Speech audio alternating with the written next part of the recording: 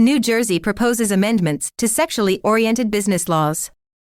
Navigating the nuances of New Jersey's legislation and the potential impact on nudist venues. By Evan Nix. On January 9, 2024, New Jersey lawmakers, led by Republicans Carmen F. Amato, Jr. and Brian E. Rumpf, introduced Senate Bill No. 1905 and Assembly Bill No. 1723. These proposals seek to update the existing legal framework, specifically targeting the operational scope and zoning requirements of businesses classified under this category. These bills, by stating the need for special supervision to protect community health, safety, and morals, assert a legislative viewpoint on the potential societal impacts of these establishments, suggesting a nuanced approach to managing their presence in local communities. What's in the bills? This move is an amendment to existing New Jersey Law P.L.1995, Chapter 230, which broadly defines sexually oriented businesses to include any entity that provides content or performances of a sexual nature, which includes commercial establishments that offer materials or performances depicting or describing specific sexual activities or anatomical areas.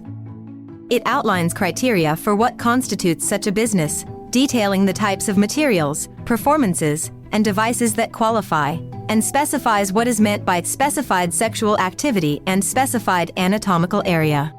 Central to these changes is the expansion of zoning restrictions, which would mandate a minimum distance of 2,500 feet, more than doubling the current requirement of 1,000 feet, between sexually oriented businesses in sensitive areas such as schools, places of worship, and residential zones.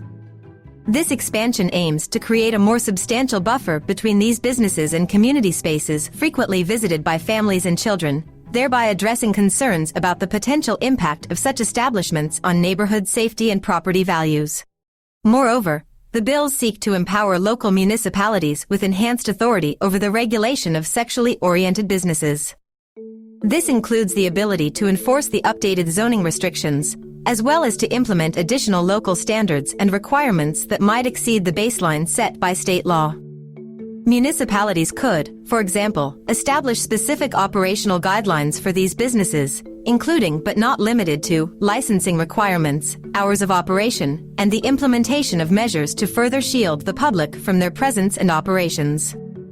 This proposed increase in municipal authority is a response to the diverse and varying needs of New Jersey's communities, recognizing that what might be appropriate in one municipality could be unsuitable in another. By granting local governments more regulatory control, the legislation allows for a more tailored approach to managing the presence and impact of sexually oriented businesses in different locales. Potential effects on nudist venues. The broad definitions used in the existing law, coupled with the new bill's expanded municipal authority, raise questions about their application to nudist clubs and resorts. New Jersey, known for its historic nudist venues such as Rock Lodge Club and Sky Farm, might see these establishments facing new challenges under the amended regulations. The concern lies in whether these businesses, centered around the naturist lifestyle rather than explicit sexual content, could inadvertently fall under the sexually oriented business category due to broad legislative language. By focusing on the regulation of sexually oriented businesses, these bills also raise questions about the extent of government involvement in safeguarding morals. While aiming to protect community health and safety, the legislation's emphasis on morals invites scrutiny over the balance between public welfare and individual freedoms. This approach suggests a deeper legislative intent to tightly control these establishments' influence, prompting a debate on the government's role in moral oversight.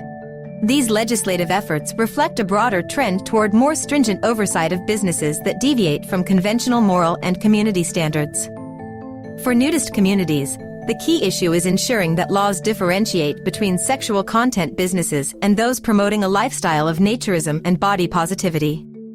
Without clear legal distinctions, there's a risk that nudist establishments could be subject to unwarranted restrictions. Call to action. This legislation, added to developments in other states, presents an urgent call for nudists and naturists to engage with the legislative process. Advocacy for clear differentiation in the law is crucial to prevent nudist venues from being unfairly classified alongside sexually oriented businesses. Participation in public hearings, dialogue with legislators, and community mobilization are essential steps to influence a legal understanding that respects and protects the naturist lifestyle.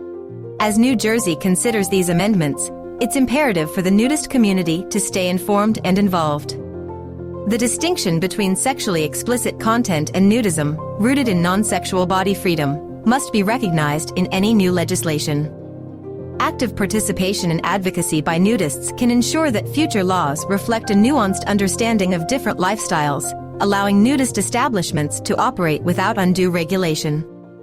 As New Jersey considers these amendments, it's imperative for the nudist community to stay informed. We hope you're enjoying Planet Nude. If so, please consider a paid subscription. Your membership comes with exclusive content and supports our work. Subscribe at www.planetnude.co.